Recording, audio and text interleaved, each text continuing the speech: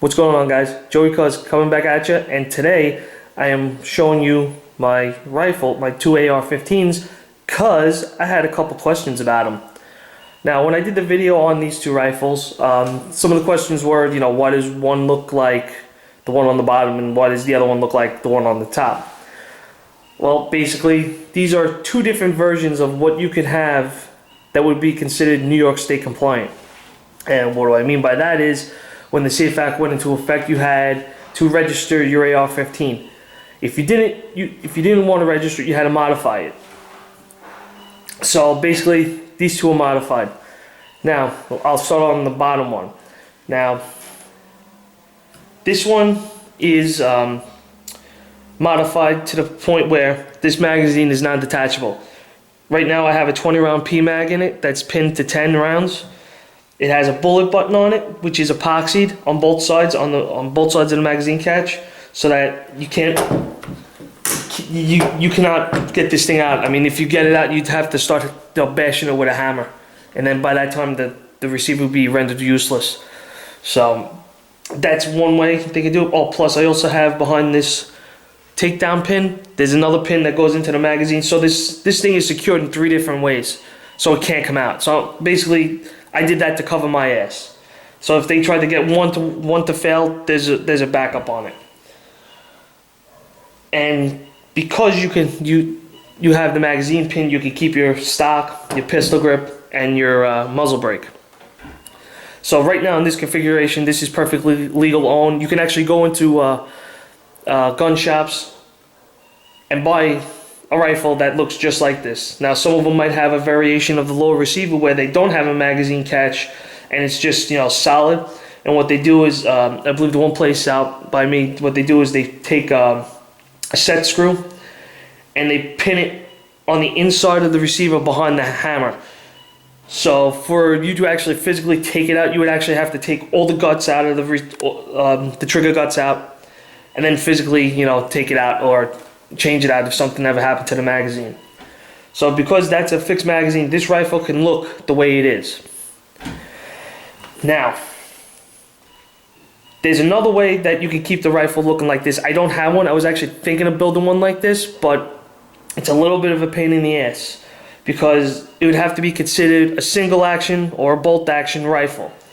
And obviously you guys know what a bolt action rifle is. So basically what you would do is you get the slick upper receiver where you wouldn't have the photo assist or the shell deflector. It would be the nice smooth upper. And what I've seen on some videos, what people do is they'll continue the dust cover and they'll bring it out further. And what they'll do is, instead of having the charging handle on the back, because to shoot this as a single shot and to constantly pull this back is a pain in the ass. What they'll do is on the bolt itself, they'll either weld or they'll tap on a charging handle. So basically, you would have to, obviously you'd have to rack it back every time and keep the spring in the buffer tube, because then as soon as you pull it back, it'll, just like you're releasing the slider on a pistol, it'll send it home. So that's the second way of doing it. Now the third way is the way you see up top, which doesn't have a pistol grip, no threaded barrel, and on the buffer tube the stock has been removed because I have a detachable magazine. Now with the gun looking like this, that would be considered my fixed stock, obviously no threads, and now I have the detachable magazine, so I can use it where, like a normal AR. Now, the other option for this style is what they call the spur grip, which is basically the top quarter of a pistol grip, and it would be cut right here. So this, from here down, would not be on there. It would just be the top section of the pistol grip, and you could have that on there. And then if you wanted, you could have something like this, but you'd have to pin it to the buffer tube, or you get like an A2 stock, and that would be considered your fixed stock. So I hope this video wasn't confusing. All the information I got, basically, I called up they have a SafeAct hotline. You know, you talk to somebody there. When the whole thing first went through, people didn't know their asses from their elbows, so it was kind of confusing. You talk to one person, you hear one thing, you talk to another, you hear another thing.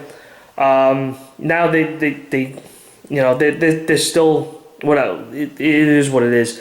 But like I said, I got some information from my local gun shops because they know more about it, I guess, than, you know, obviously we do. So I asked questions there, and like I said, I called up their number to see, you know, see if anything contradicted itself, which some of it did, but I don't know. I mean, this is the shit we gotta put up with over here. But anyway, don't want to make this video too long, but like I said, I had some questions. Hopefully these were some answers. And I don't know, guys. This is fucking crazy. It's like kind of speechless. But anyway, hope you guys enjoyed the video, and I'll talk to you later.